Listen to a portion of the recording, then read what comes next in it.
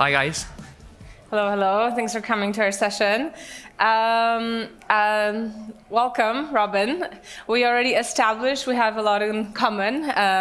I'm Polish originally, and your grandma was Polish, so Yeah. this was set up to be an amazing interview.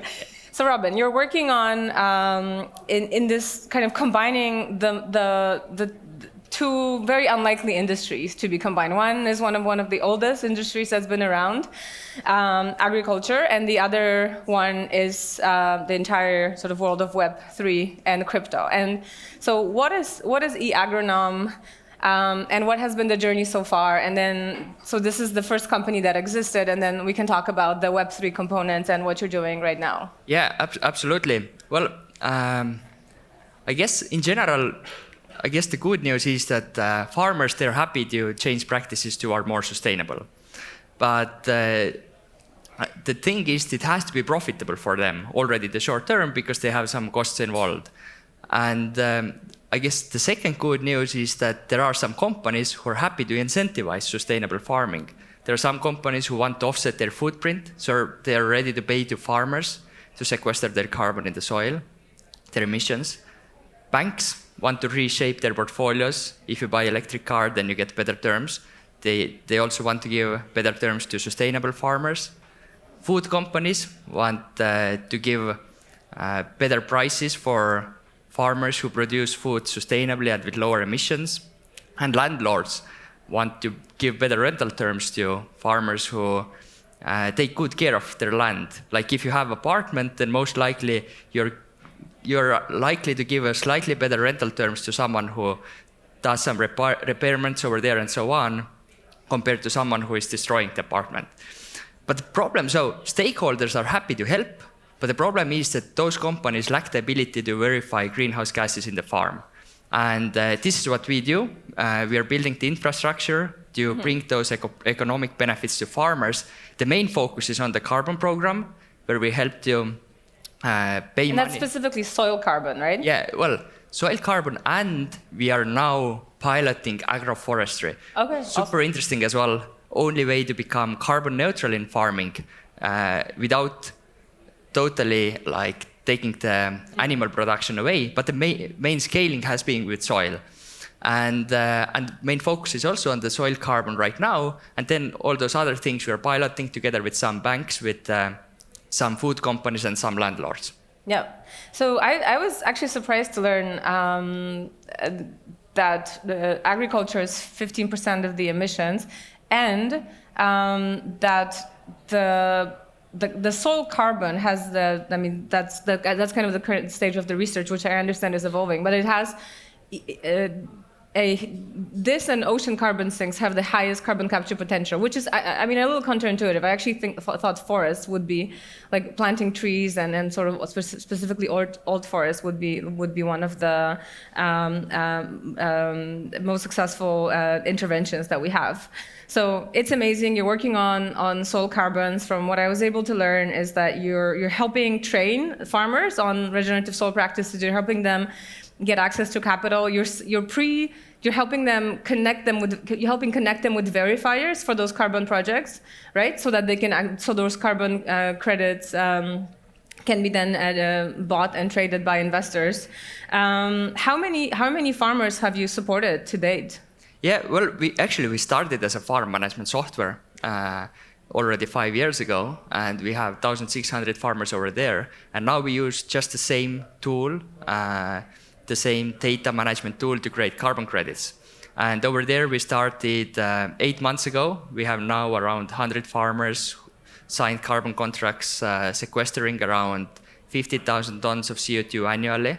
That's really cool. And obviously, we are training some, don't want to take all credit to ourselves. We have great partners all around the world, companies who are today selling maybe tractors, maybe seed and advice to farmers, and now also bringing the carbon program to farmers. So they take care of the customer acquisition and training farmers, and then we take care of basically managing the data and working with the certifier to create carbon credits out of this, and then also financing together with some of other partners to bring money to farmers, because there are some costs involved if you want to capture carbon in the soil. So there's the financing through eAgronom, the way I understand it, and then there's the Solid World DAO.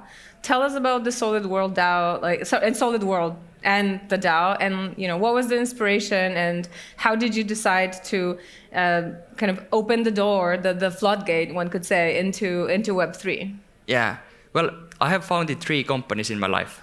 The third one is Solid World DAO, which is a subsidiary of eAgronom. The first one was called 3 Little Pigs, and it does science shows for children.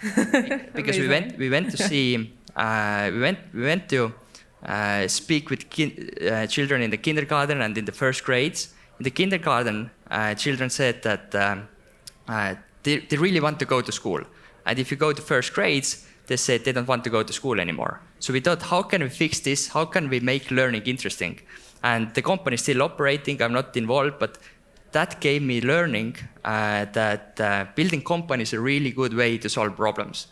Second company was eAgronom. My father is a farmer. eAgronom, the company that I'm running today. And my father is an organic grain farmer in South Estonia. He needed a tool to manage the farm. We went through many tools, didn't find suitable one, and ended up, because I studied computer science, ended up building something for him. Other farmers needed this as well. And together with Stenver, my business partner, he has had more experience on the programming side and so on. We started eAgronom. And then the third company, Solid, also started from our own need inside eAgronom. So I said, when you want to sequester carbon in the soil, there are some extra costs involved. So farmers had to pay some money to buy some extra seed and do those activities, but credits are generated only maybe a few years later. So somehow you have to fulfill this gap between the between the cost that farmers are having in the beginning and creating credits and selling those certified credits. And this is what we founded Solid World for. It's really managed, well, on the leadership level, we are on sync, but the teams are really separate from the eAgronom, and it's built as a DAO, and it's basically bringing future carbon projects on chain, validating that those are real projects, and then basically making it available for other companies to finance those projects. And just to give you an example of how important is this validation part, we sent out letter to our token buyers. We have sold $2.5 million worth of tokens into DAO, I think 2 months ago, and said we have 30 million tons in the pipeline. And now, a few weeks ago, we sent a new letter and said we have 1.3 million tons in the pipeline, because we went through the validation process, and only, well, you can do the calculation, but around 3 to 4% of those projects and carbon credits were real, and we really believe that those will be actually turned into certified credits that are sellable. How do you? So, from what I understand, you tokenize the credits, and the verification it's sort of what's like bundled for investors who are willing to take the risk on the sort of the future value of those credits. So you're sort of bringing, an investor talk, you're like bringing the cash flows from in the future into the present. But how do you?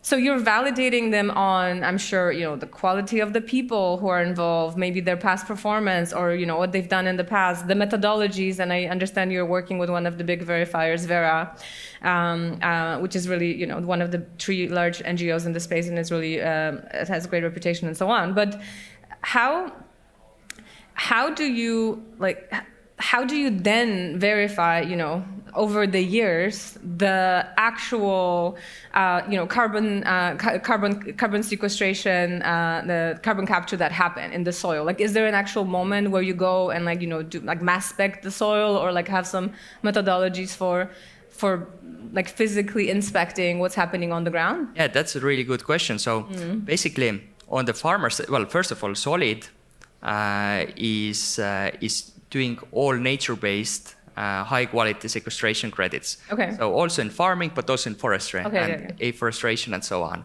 So eAgronom is one important partner, but we have other ones over there as well. And on farming side, we are using the same farm management software technologies like satellite image. I think I saw one of our partners, satellite providers over there on the ground, and machine integrations and other things as well to verify if farmers did the right tasks. And then we put those things into models and calculate the carbon sequestration. Now the question comes, are the models correct? And for this, and this is not, well, this is requirement coming from Verra. First of all, they have to be public models. Secondly, we have to validate those with local data. And thirdly, on some fields, we have to do intense soil sampling in the beginning and after 5 years. And then in other projects, this is part of the validation process. We see, do they have real and trustworthy data verification processes in place. Yeah. So then for the projects where you would have to do soil validation, like would you be the one, as your team doing, or the members of the DAO, I don't know, doing the validation, or would you also work with like third parties to sort of go into the field and get the soil samples? We actually work a lot with third parties in different, like also on satellites as told, and doing soil samples. Soil samples are usually managed by our local partners, like those dealers, and then they hire local soil sampling providers. In every country, there are those local companies doing soil sampling, and we try to involve, so basically putting all those technologies together. We're currently also discussing and integrating with John Deere, the tractor provider, and etc. Cool. I mean, I have many questions about like the way of. I mean, we can let's see if we have time to go in there later. But this panel is about NFTs. This panel is about Web3 and regenerative finance and sort of and using this entire space of Web3 and all the elements that are available in Web3 to sort of better the world. What is the NFT element of Solid World? Like, because I understand there's the carbon credits, which are not the NFTs, and I think people have like preconceptions of what an NFT is. Usually some dog in glasses, some JPEG sold for way too much money in, some interpretations. Yeah, what is the actual NFT, and like what does it represent, and like why is it important in the entire setup of Solid World? It's really interesting. Usually, NFTs and this crypto space is like non-real things, like non-real economy. In our case, NFTs are actually making credits real or future credits real. So before this, there is like project with idea and some work that has been done and processes and maybe some satellite images and so on. But it's really not real. But NFTs helps to put all this together into something that can be pre-financed. Yeah. For this, it doesn't exist. Is it a correct way of thinking about it that this specific NFT is a certificate of like authenticity, and like it's, let's say, whatever, a QR code linking to like a PDF that has like everything about a website that has everything about the project? It just like it links to a rich data set of the certification and methodology and everything that you talked about.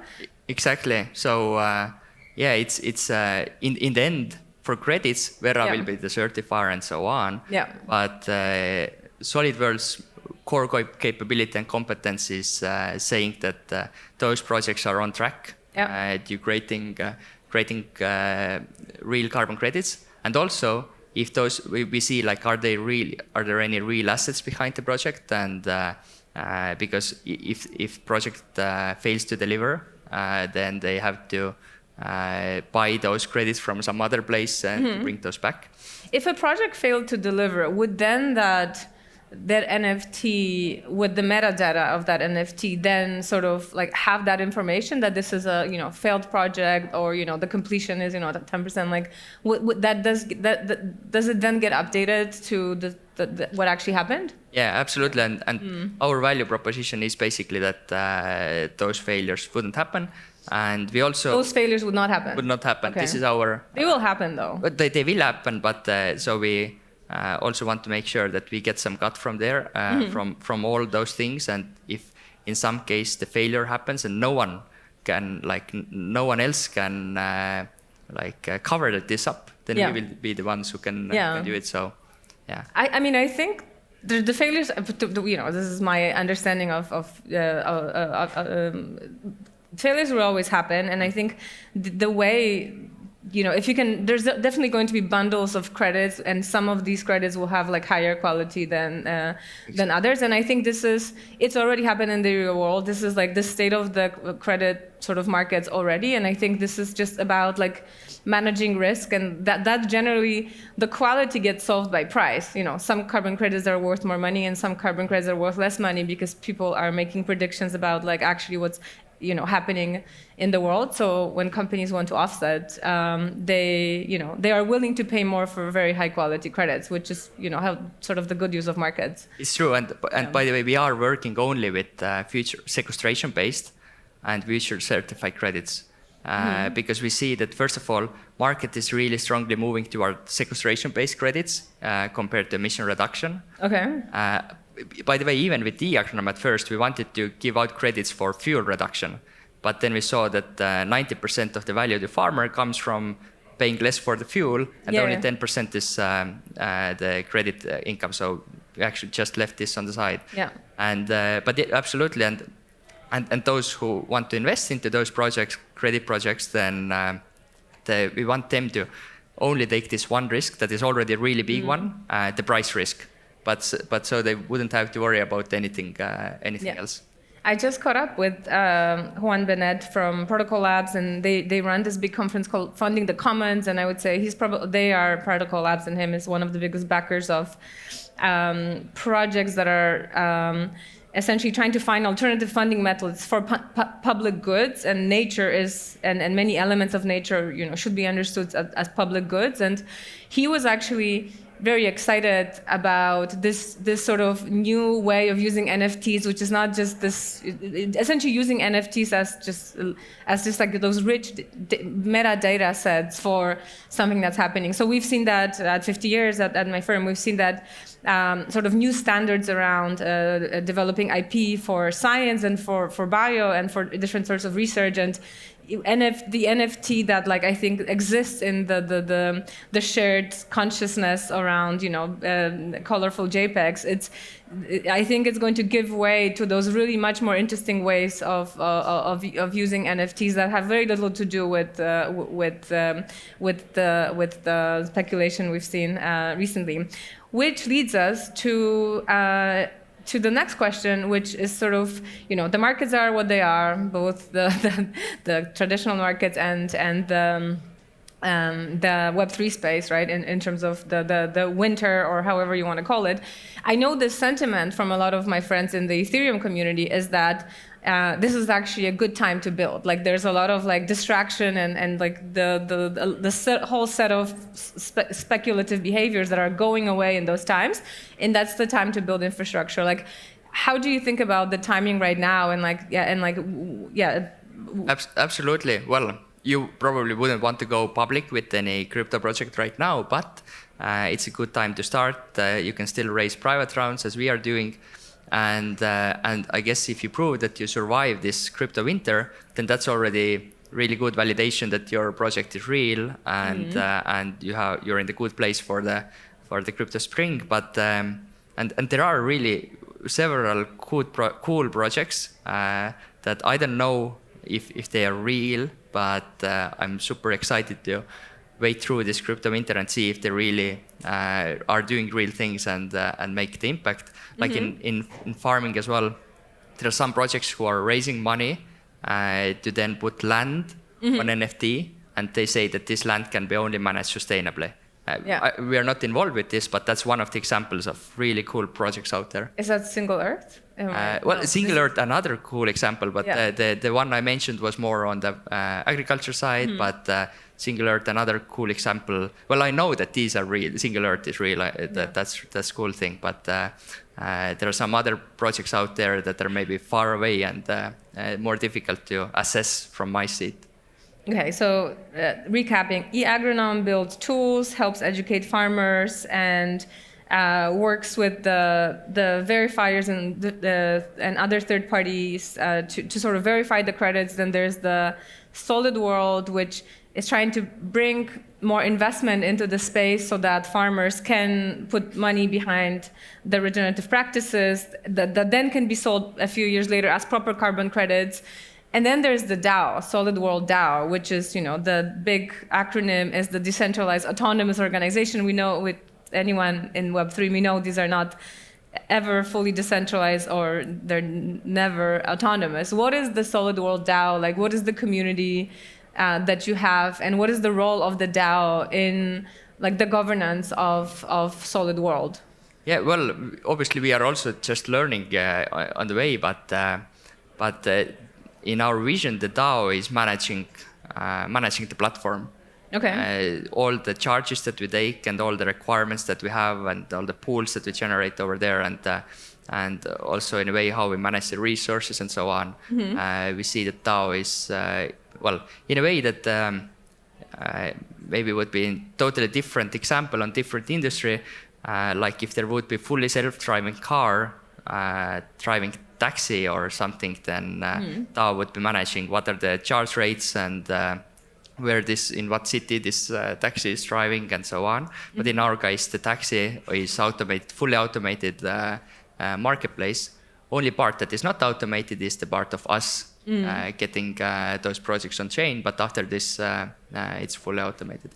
Is it already fully automated, or is that the vision? No, yeah, okay. No. That's the vision, yeah. we started with this last year, late autumn, and raised, sold tokens in January, February, March this year. And now actually, during that process, already changed many things.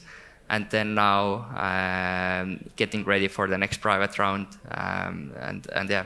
This might be a dummy question for anyone local here, but I'm wondering what is the local, like state of local regulation when it comes to sort of anything tokenized in Estonia? Is the DAO part in the Solid World, is it like domiciled legally in Estonia? Currently, yes, it's legal in Estonia. It's right now our subsidiary. We will see obviously on the regulation side and how it will work out exactly. I guess the good thing is because regulations are still developing, and the good thing is that Estonia is so small country, so we actually were speaking with financial inspection and I guess money laundering bureau or something like this, and they gave us non-binding opinions on the things, and whenever we want to change something, then we go to them and discuss it through with them. I guess that's the advantage of having really small country. Yeah, that's amazing. And Estonia has been like innovating on in tech and in sort of with the digital identity and with many other things. So I have no doubt that interesting frameworks will emerge from here.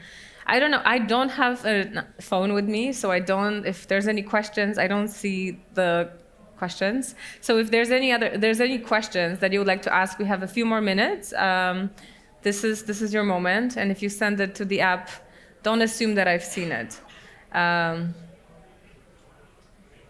okay. So what are the plans? What are the next, what is the plan for until the end of the year, and what's the big vision for Solid World? Yeah, well, on one side, on the eAgronom side, we focus right now on producing those credits. And Solid World, we want to get this up and running and really issue some tokens and get some projects over there and finance and make right now we have pipeline of those projects. Yep. We want to get those financed so that they will get up and running, because all those projects need the initial cost. Obviously, one more thing, we don't pay. We don't give money for all the credits in advance. Yeah. We give some part and see what makes sense for the project. So, but they need some kickstart usually to get started. And where are the projects in your current pipeline? Where are those projects? Is it mostly in Estonia? Are they international? No, they are very international. So eAgronom is developing in Europe and Africa mainly. We have pilot going on in South America and discussions with North America. Okay. But Brazil and US. And then but other projects are really coming from other projects are mainly forestry related and mangroves, and wondering if anything in Asia as well, but for sure in Europe, Africa, and North America. Cool. And then as many people are, there's different registries of projects, and obviously this space is becoming finally really exciting also for investors. And I think there's this like growing consciousness that like, yes, we should be doing this. We have to protect our natural assets. And also natural capital has its value. We can make money other than just like destroying it. If we can solve it on the market level, hopefully we can, create financial incentives for people to actually preserve the land, preserve the forest and plant trees. However, with many overlapping projects, sort of, both traditional and Web3, targeting maybe similar farmers, and a lack of a central registry. To my understanding, right now there's no central registry. How do you prevent double counting of one farmer selling the credits here, but also going to another project or another registry and selling them somewhere else? Like, how do you verify that the project hasn't already received money for this very same captured carbon? Or yeah, I guess that's this is the value that in a way we don't have the central, but in other ways we have. If you look Verra, they are issuing, I think, 50 or 60% of the credits. Yeah. You put gold standard as well, another 20-30%, and then a few more. So in a way, these are central registries. And I guess everything that is outside this has to prove stronger that their credits is real, are real. So in a way, similar example is that when I'm selling my apartment to one, and it will be given to this one person, and then in Estonian registry it's issued to this person, and then I will be selling later to another person also without speaking with the government. But there's a central registry where you can go.